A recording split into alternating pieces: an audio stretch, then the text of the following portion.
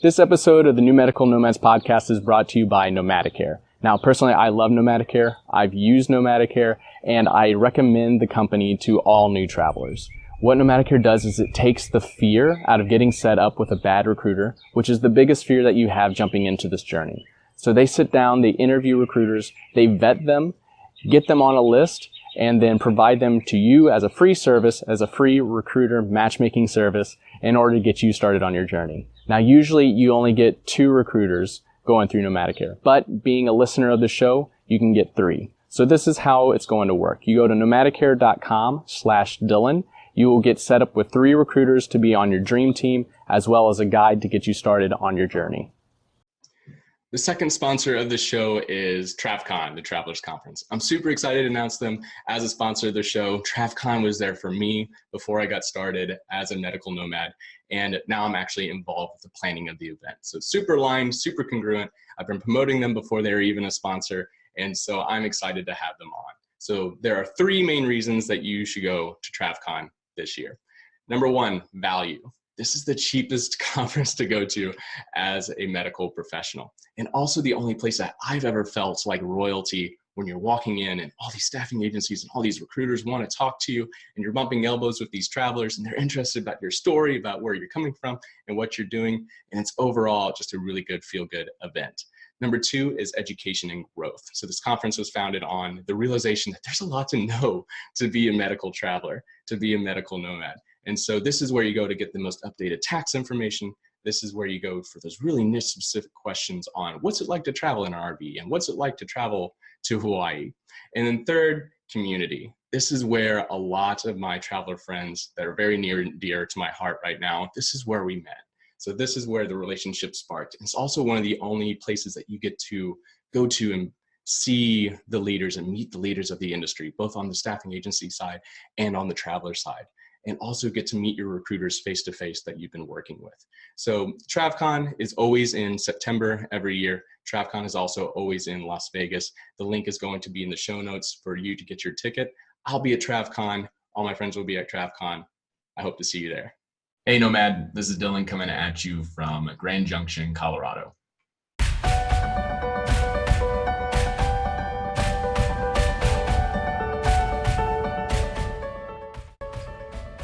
Hello everyone, welcome to another episode of the New Medical Nomads podcast. I am your host, Dr. Dylan Callier, and today we are talking about negotiation personalities and relating that to Disney characters.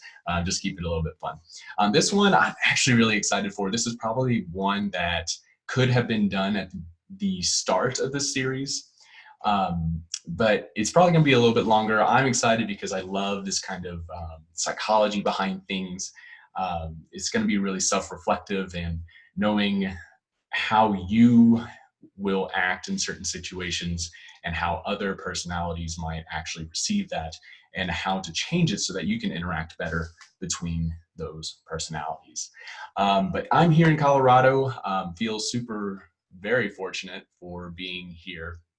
I'm here during fall time going into winter. So I'm getting to see, the longer I'm here, the more I think that Colorado is just from a different planet. Got to be here for the fall colors changing.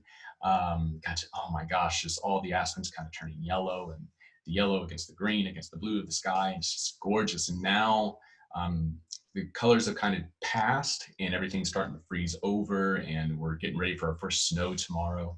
And went on a hike yesterday and just these waterfalls, these these creeks are all frozen. It's absolutely gorgeous. And so I've just been really enjoying my time here. When I was getting ready for this contract, I was pretty much open to almost everywhere, and made a list of all the states that were in the PT Compact licensure. And when I put down Colorado on that list, I even put in parentheses, haha, winky face, because I knew it was very rare for job opportunities, at least for therapists in the state. And so when this one popped up, it was very unexpected and super excited to be here. Other things going on, I will be preparing for a traveler meetup while I'm here. I try to do one per contract.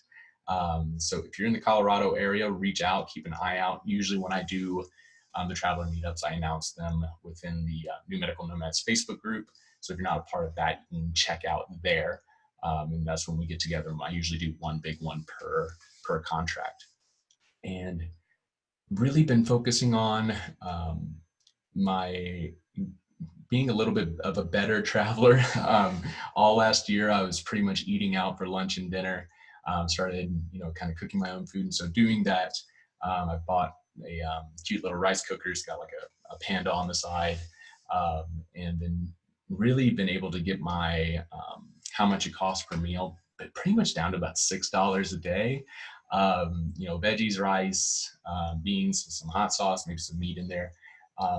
But that's been one of my goals for this time around. And then another thing I'm super excited that I just purchased.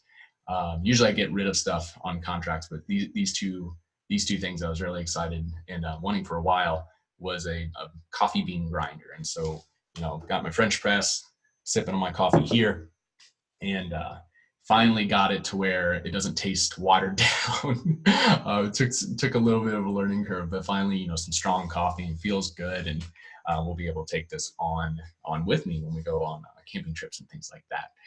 But yeah, so today talking about personalities for negotiations. And I've read, I'm super into psychology, minored in it when I was an undergrad, read a lot of studies. And of everything that I've read on this topic, probably the one that I liked the most came from a book called Never Split the Difference. And I forget the author's name, but he's from Kansas City. So on the other side of the state from where I'm from in Missouri.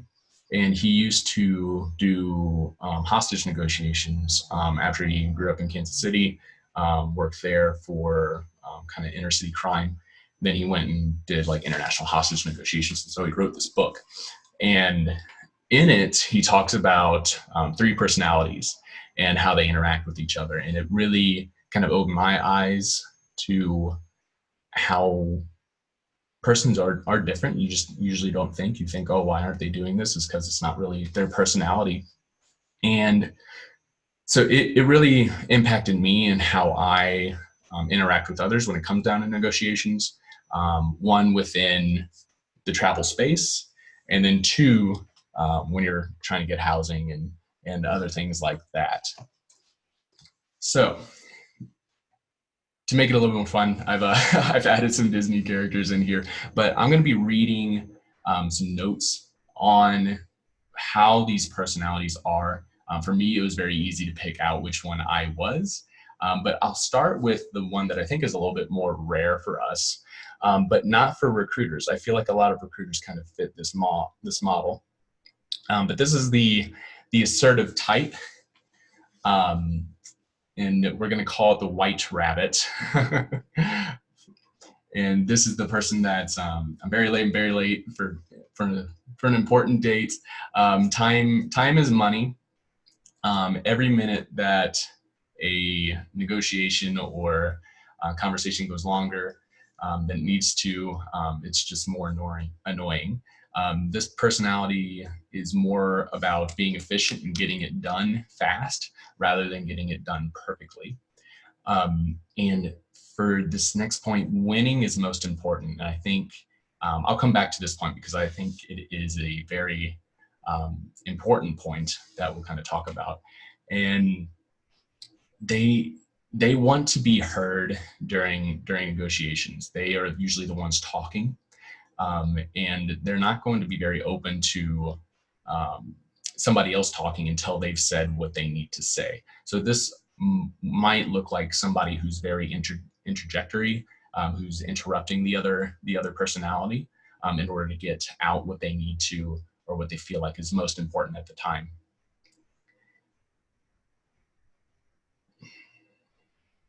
Just reading through here, reciprocity isn't really, so reciprocity of like, oh, I did you a favor, and now the natural tendency is to repay that favor. Reciprocity isn't necessarily something that they operate on. So after a deal If even if they quote unquote win, it's not going to be like something that they feel like they owe the other party later on. And this, I can see some healthcare practitioners falling into this category, but we'll stick with recruiters first. This is a very, for me, the white rabbit is a very kind of stereotypical business person that you'll watch on the Hallmark Channel or that you'll see in the movies, of just kind of, all stakes, winning is most important, get the deal done, high pressure, high sales. That is the kind of personality. And I think for this one, I guess that's the most things. You're either born this way or it's something learned. And so for those who are in the sales world, like recruiters when they come into travel, many of them are, marketing background or sales background. They kind of stumbled onto this. They heard that, hey, this is a good way to make money. So that's what they're interested in. And so they have this personality about them, where talking about money isn't a taboo subject for them, that they're kind of pressuring. They don't mind pushing people. And in fact, if it's not moving fast enough, they're feeling like they're wasting their time. And so that can be a very hard personality to deal with the other two that we'll talk about. But also, I feel like some travelers can fall into this. And usually what I see, I don't believe that many healthcare practitioners get into the field like this, because we are very empathetic. And as cliche as it sounds, usually you get into this field because you want to help people. And an assertive personality type, a white rabbit, usually isn't going to be in that personality. What a white rabbit somebody can turn into a white rabbit is after many years of being in the healthcare profession and feeling like they have been burned many times before. I'm thinking of somebody who's been in the field, 20, 25 years, was kind of stuck at the same job. It's not that they didn't jump into travel earlier on, it's just that they couldn't. Maybe it was a toxic work environment. Maybe they were not getting satisfactory pay, a bunch of things like that. And so then when they jump into travel, they feel they are so scared, or fearful, or sensitive to being taken advantage of, that they get really aggressive and they get really assertive. And so that's a personality type that I think can come into travelers, although I think it is the more rare of the three, as a nomad. The important point, and I think these are all going to mesh together, but one point that I see in other travelers is winning is most important. And again, this comes back to your reputation as a traveler. And if you are going to be a shark, this is usually where the shark mentality comes from, that you're going to keep pushing so that you feel like you can win. An easy way around this for personalities, even if you're getting the most pay, things like that, anything that the other party can do to make you feel special, whether or not they're going to personally call it in, or they're going to personally deliver whatever it is that you're talking about, or if you're talking about housing, they will do something special for you, maybe get you flowers or something, I don't know, a gift, to where you feel like, oh, I came out on top. Like this was the normal here at this level, and then I got just a little bit more because I'm so savvy with negotiating. And so that is the assertive type, and the white rabbit type. And so we'll talk about the other two types, and I'll show how those can kind of clash with others. And so if you are an assertive type, if you are a white rabbit, things to keep in mind as you are dealing with other personalities. I will say, usually when you get two white rabbits in a room, those will probably be the most, I don't want to say agreeable, because I can totally see it kind of clashing. But it'll be a very quick meeting between two assertive types. And so if you are a white rabbit traveler, if you are a white rabbit nomad, it can potentially work to your favor if you do have some of these stronger personalities coming through as recruiters. All right, and the next one that I'll talk about is going to be the analytical type. And so this is actually mine. And the best character I could think of was Jane from Tarzan. And so Jane is super nerdy, very, very intellectual, very smart, very research driven. And as you watch the movie, especially in the early parts, which I'm thinking everybody's probably seen Tarzan. It's very one of the better movies.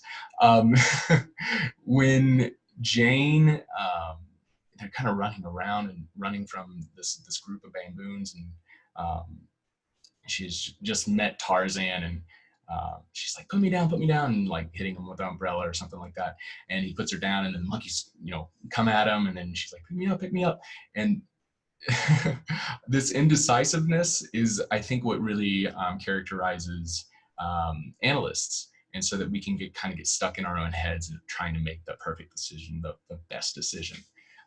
But going down, analysts, the Jane types, are not in a rush, and they will take as much time as they need in order to get it right.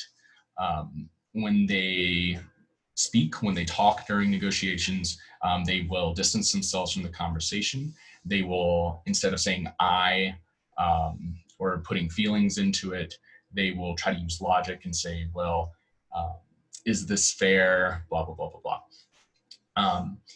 Which will come back to the F word, fair.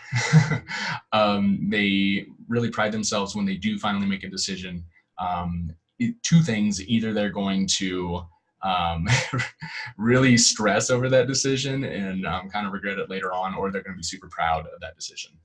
We'll kind of talk about how to move forward from that, and so that you don't have this emotional connection with that decision that you just made for the negotiation, for the decision, for your contract. Analysts hate surprises. They're usually very reserved. They're usually very flat when it comes to conversations. They don't seem very excited when you're talking to them about this negotiation, about this offer. And they are heavy on reciprocity, where if they do a deal with you, if the Jane does a deal, then Jane is also going to feel like you owe Jane later on, after that fact as well. Or vice versa, if Jane feels like you did them a favor, if the Jane types feel like you did them a favor, they will repay that back later on. They're very loyal. When you're early on the negotiations, you're asking a bunch of questions at the beginning. They're very data focused. They're very logic focused, and they are skeptical by nature, which can be a fault, skeptical to a fault, but healthy skepticism is good. And they are very skeptical. And so it's going to be a lot of questions. It's probably going to take longer time. And silence for them, which will be an important point. Silence is a time for them to reflect, to try and analyze everything within their head. And so during mid-conversation, it won't be uncommon for them to stay quiet and really think, or maybe stare off in the distance, or stare at the pencil and the paper in their hand. And so that is a good explanation of what an analytical type can be. And so the silence will be important with how the Jane types will interact with these other personalities. But with they feel very cold, and they feel like they're not excited, like there's something being done wrong, that they seem very aloof. And the feelings from the other two types can really impact with how the Jane types can feel during these conversations. But that is the analytic type. That is the Jane type. When I was reading this book and kind of going over this was like reading myself off of a page, which there's been very few times where you feel like that. And to the point where I don't feel like it's like the zodiac signs, it's just kind of like BS. But you're reading yourself off a page, and it's very very unique experience.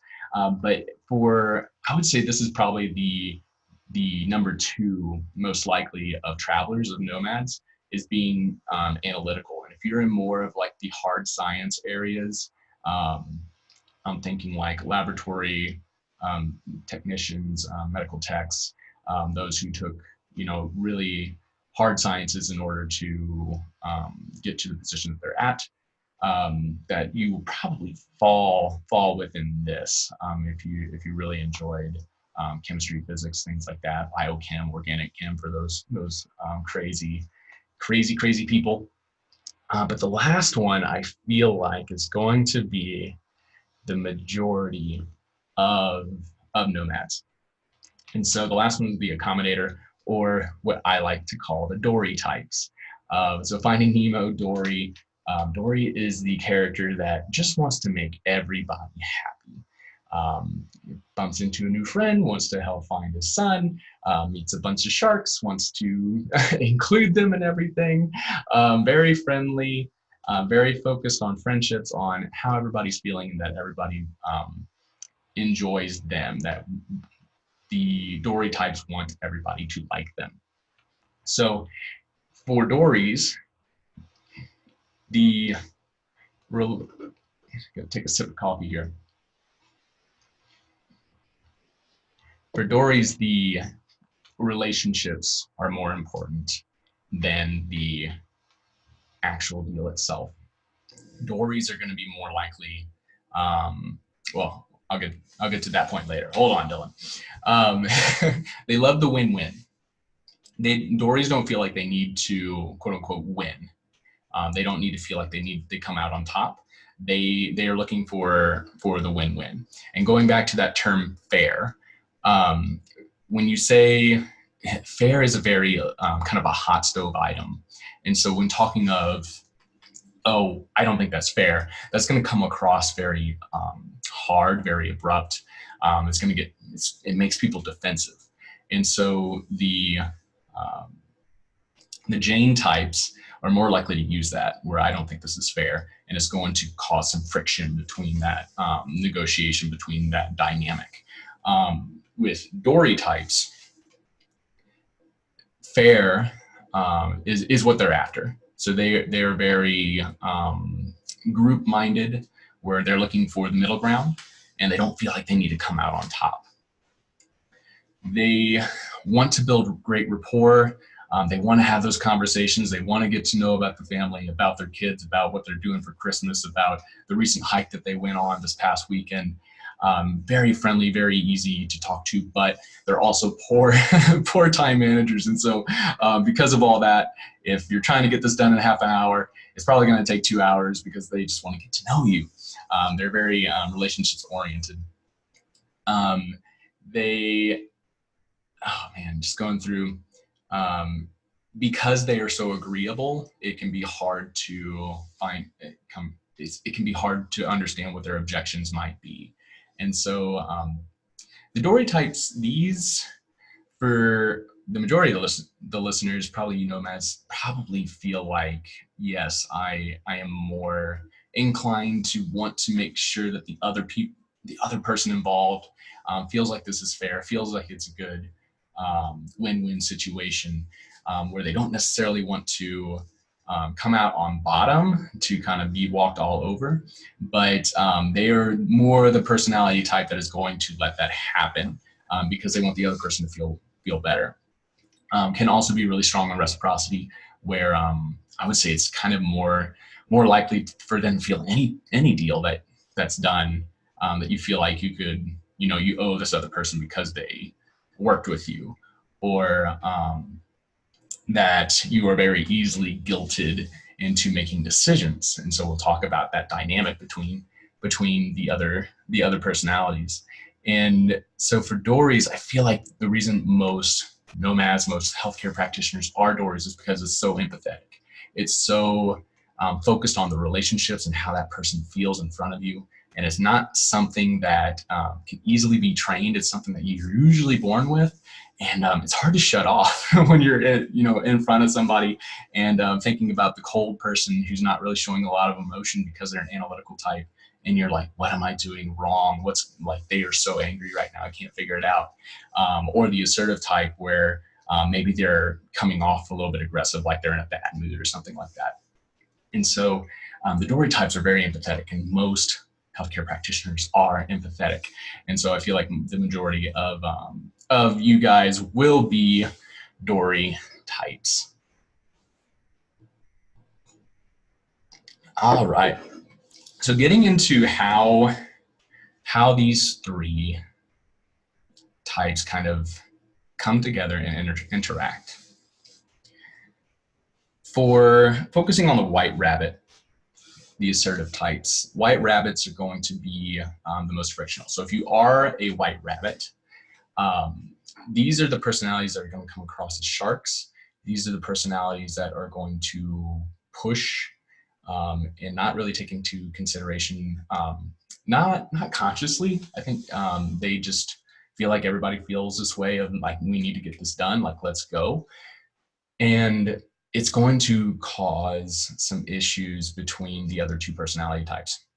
Assertive types can, the white rabbits can work well together, and the white rabbits can work well with Dories.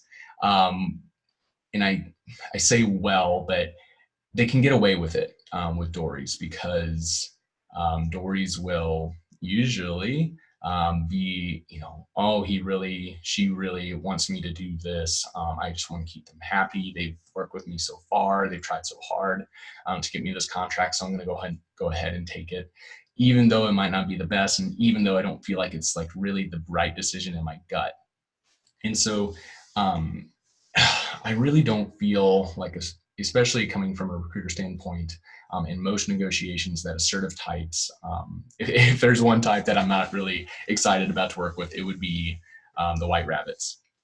And so the white rabbits, you can be more assertive and kind of pushy with Dories, because they are more relationship driven. They just want to make sure that you feel good about this decision. But with the Jane types that are very analytical, the white rabbits, you are going to scare them away very, very fast. The Jane types, the analytical types, do not deal well with being guilted, with being pressured. We'll talk more about that silence with the Jane types. But many analytical types, many Jane types, they won't come out and say, hey, you're doing this wrong, or hey, you're making me feel this way. Again, they're very logical. They usually distance themselves from the entire conversation. If they feel like they're getting pressured into a choice, they're just going to, one, either shut down because they're having trouble like thinking of everything inside their head, or two, they're just going to walk away. And then the white rabbit's just kind of sitting there like, what happened? What went wrong here? I thought we were making, these grounds. And then you can even, the white rabbits can get even more aggressive about saying, hey, we've spent all this time. Like, you're just going to, get very, you feel like your time has been wasted. And so if you are a white rabbit, if you are a nomad that is a little bit more assertive, you're probably going to do okay. As long as you keep in mind of the other points of like relationships and things, this is a very fast moving industry where you need to make decisions right away. So honestly, you'll probably hop on these opportunities pretty fast compared to the Dories, compared to the Janes, because you just want to get it done. But you are also at risk of becoming a shark and always feeling like you need to win. And I think that's the most important piece, is that recognizing, am I pushing to get that win-win? Am I trying to really come up with a deal that is good for both of us so that we can have this working relationship moving forward? Or am I trying to be the one that wins, where the other person is taking a hit and I'm getting everything? Or maybe not everything, but as much as I possibly can. And saying that in the sense of, to where it's hurting the other person, to where they're having to go the extra mile, to where they're having to dip down below what they're usually doing. And you're pressuring them into that. And so that type of relationship, that type of white rabbit personality type, is more likely to have frictional relationships between you and your recruiter. And you're going to be more likely to have to recruiter hop because you're not going to find those recruiters that are willing to put up with that every single negotiation. Recruiters will put up with, 1-2 times of you, really pushing to get something. But after that, or if they are one of these other personalities types where that first impression is so important to them, they're not going to want to work with you moving forward, and they won't spend a lot of time in order to keep you happy. Also, something to keep in mind is if you are acting this way during the negotiations, being what I'll call kind of difficult to work with, that's also making them think like, okay, I'm going to get this person a job for 13 weeks. How much of my time is going to be spent with this personality?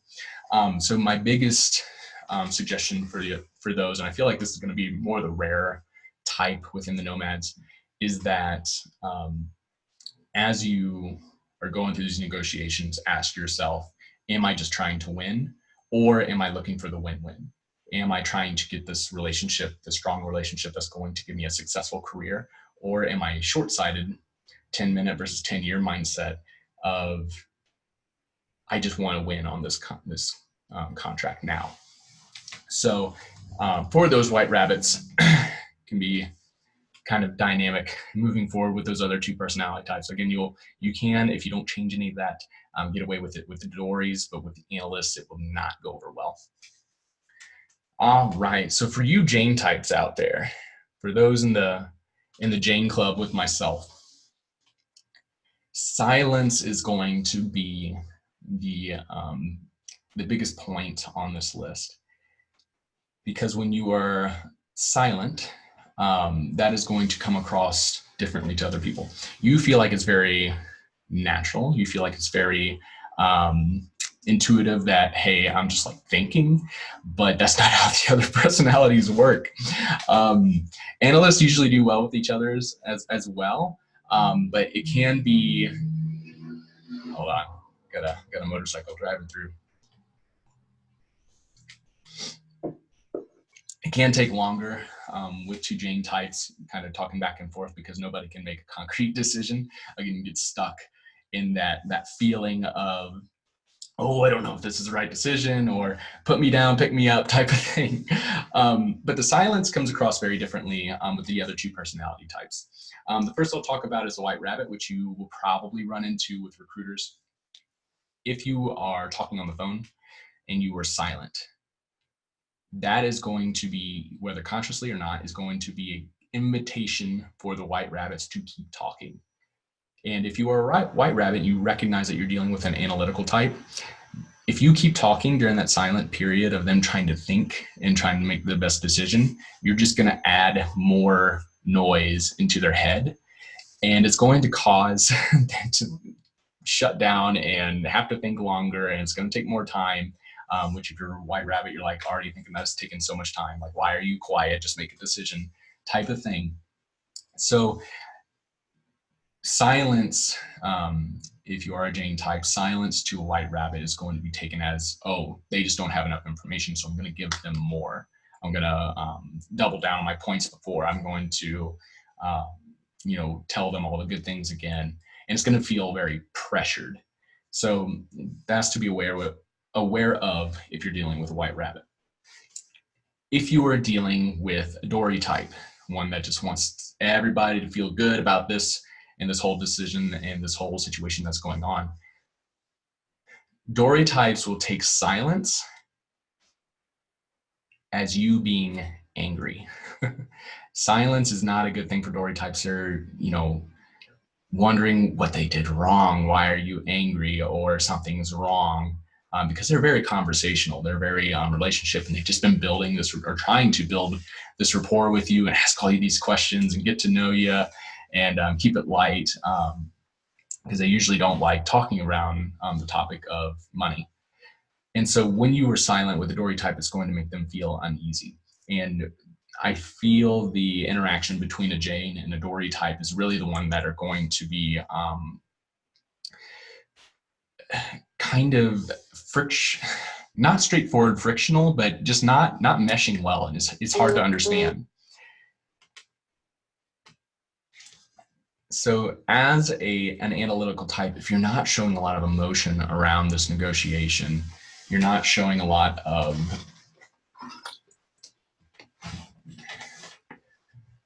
feelings like you are excited to go to Colorado, or you are excited to go to the city that you talked about before and was so excited for.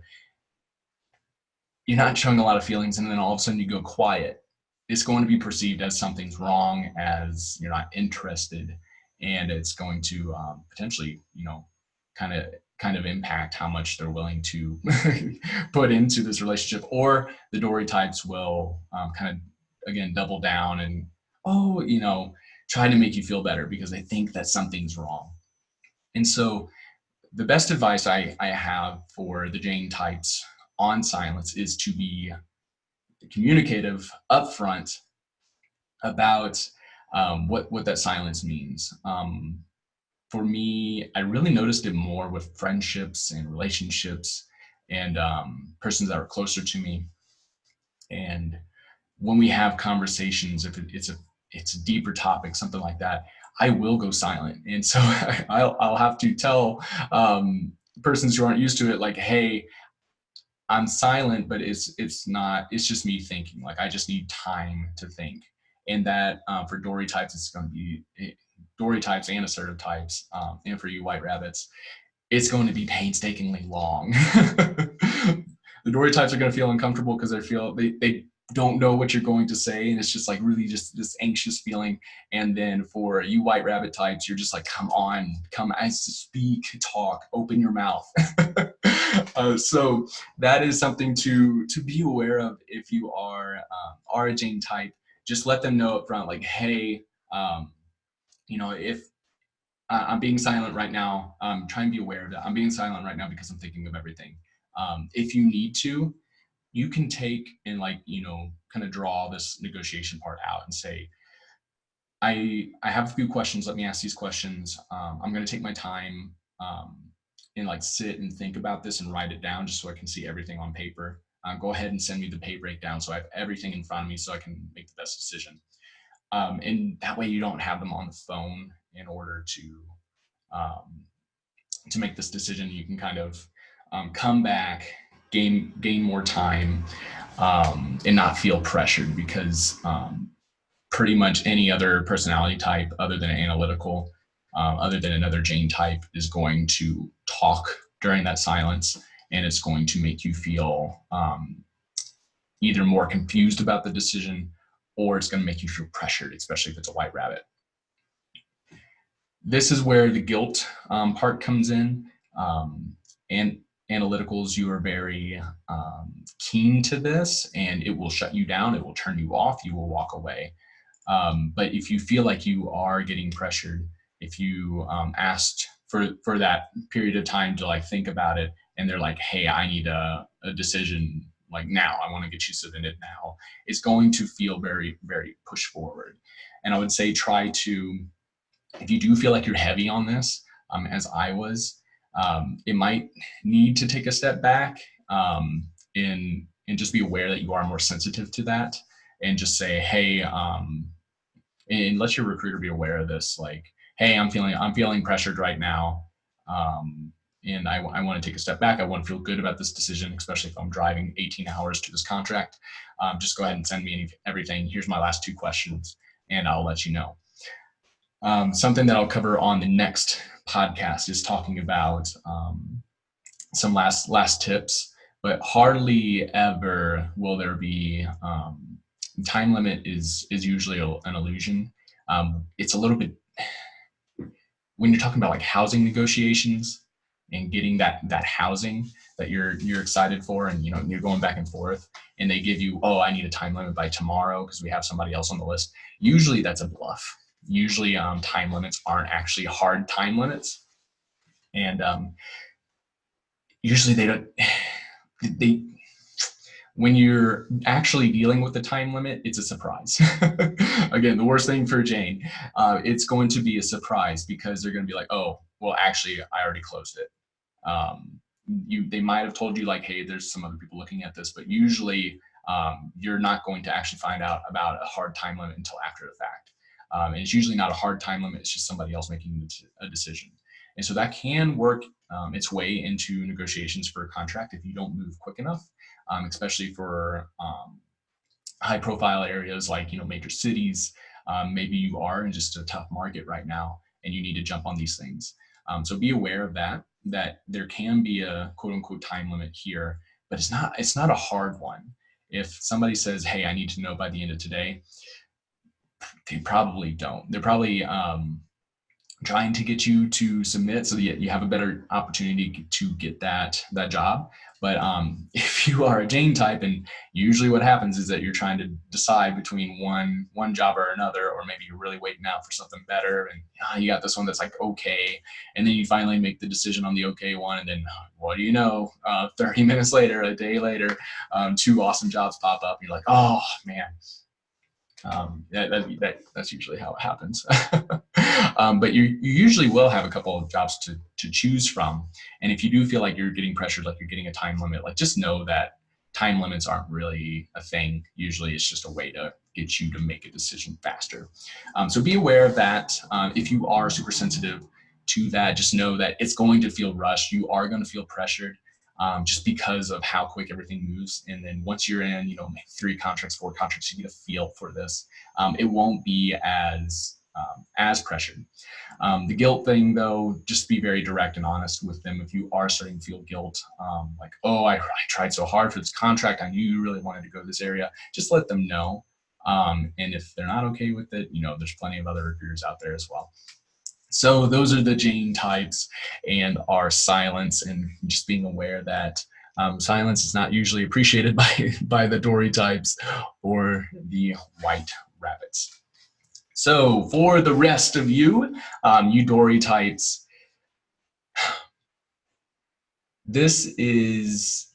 you are more likely to, when you see persons that kind of get taken advantage of and go online and they're feeling bad about a situation that they have accepted, this is usually you. This is usually you trying to keep the person on the phone or in front of you happy, because you aren't very, I don't want to say you're not confrontational because, or frictional, because it's kind of part of our job as healthcare practitioners to have those hard conversations. But you're usually better at those hard conversations because you have a better rapport. You can build those better rapports. You're charismatic. You are able to take those hard conversations and turn it into a decent conversation to where both sides are feeling good. And that's when you're leading the situation. But when you're not the one holding the cards, say in this travel space, these staffing agencies, these recruiters are holding all the cards, you can feel pressured and wanting to keep your recruiter happy, especially, if it's your first contract and you've been talking with them for a month and you're like, oh, they spent so much time with me. Maybe I do owe them. But just know that to be aware that you are more likely to fall into this. Be goal-oriented, have your goals going in, and be able to stick to that. So you can still be this person that goes for the win-win. You're probably not going to burn too many bridges during your time as a traveler. But don't forget about your own goals, and be sure to have kind boundaries to where you're able to get these positions and not be taken advantage of for low pay packages or taking a job you're not really that excited about if you do have a market that supports being a little bit more a market that allows you to kind of be a little bit more choosy. If you are, for your nurses out there, you're pretty hot for therapists right now. Probably doesn't fit you exactly with these new changes going on. But for the Dory types, when you have 2 Dory types come together, it's going to be a long conversation in order to come up with a deal. Not so much in the sense of 2 Janes, where neither of them can like really make a hard decision, and they're just trying to oh, I don't know, and kind of going back and forth. For the Dorys, you guys are just like talking about Halloween and your mother's favorite casserole dish and like all this other stuff, because you're building rapport with each other. And so what is going to take 30 minutes actually takes 3 hours, because it's an entire conversation of building this rapport. And you guys will probably be best friends after that. But just know, as Dory's, when you take that amount of time, and you're drawing it out and you're having these conversations, you're moving forward. White rabbits are going to try and hurry this up. They typically don't enjoy those types of questions of you trying to get to know them. And then for the analytical types, they're kind of cold. You're like trying to figure out why they're not smiling, and you're just talking with them, trying to make them feel a little bit better, but you're actually causing them to go into their heads a little bit more. So try and be aware of who you're talking with, and don't cut it out altogether, because I think that is an incredibly gifted skill to have. But I would say maybe stick to it at the beginning. If you're dealing with somebody you don't know very well, get to know them at the beginning, kind of talk about it. And usually how I've kind of dabbled with this, even though I was a Jane type, of saying, hey, yeah, I'm very relationship focused. I want to get to know you before we dive in. And usually that opens up a conversation. You find common ground, and it does feel better moving forward. Just make sure that you keep it at the front, kind of the relationship building part. And then for when it actually comes to the contract, the housing, whatever you're negotiating, that you're pretty focused on that. And then you can soften it up at the end with things like, oh, what are you doing this weekend? Oh, or that's so exciting, you're going out with your family, things like that. So for you, Dory types, be goal oriented. Do be aware of the other personalities that you are talking to, and how they will kind of perceive you having these these to the others unrelated conversations.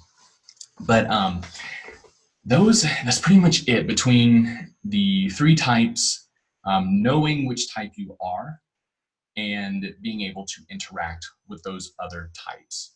I think this, for me, the reason I get so excited about this comes back to one of my core values of communication, where it's not just you expressing yourself, it's also being aware of who's in front of you, how they express, and how they receive certain things. So if I know that I'm in front of an analytic type and they're quiet, I am very comfortable in silence, to the point where some of my friends, feel, well, I don't want to say awkward, because that's going to make me sound super weird, but I can usually sit in silence in a room full of friends and be totally fine. Or I can just sit, not talk, and just listen, and I'm totally fine. If I do have a Dory type in front of me, I'm going to be more conversational. I'm going to try and ask more questions. I'm going to smile more. I'm going to try and sound excited. Bless my recruiters, because I swear that there is some awesome opportunities I get offered, similar to this one that I'm at now. I'm so excited, but I'm also just thinking of everything inside my head, and so I know that it doesn't come out as me being as excited. Or if I notice that the person in front of me is a white rabbit, I'm not going to take it personally that they're trying to move things forward, next step. I'm not going to take it personally. I just know probably from the beginning, this is not going to be the best type of situation or the best personality for me to negotiate with.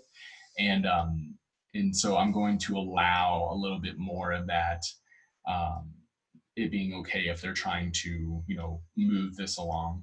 But when they're saying things like, oh, I need to know by tonight, or oh, I worked really hard, I thought we already discussed this, blah, blah, blah, blah, blah. Me as an analytic type, we usually don't tell people how we feel, but bringing that feeling part into it. And so saying, hey, I feel pressured right now. I understand you're trying to do this, but this is how I feel, and it's I'm going to need some time to think about this. Or coming back to when you really, just trying to get that feeling into it. So whether or not you're super excited, feeling that you're being pressured or especially guilted, An example of this for you Jane types out there, Dory types and Jane types will walk into a shop, say you're at a clothing store, and they both have a bad experience. Maybe they ran into a white rabbit who's trying to sell them. He's feeling really pushy. Didn't buy anything. He was like just really aggressive and really pushed them out the door. The Jane type will not return to that store. And they probably won't leave a review. They probably won't say anything to the person, which is kind of a bummer, because then that person can't learn.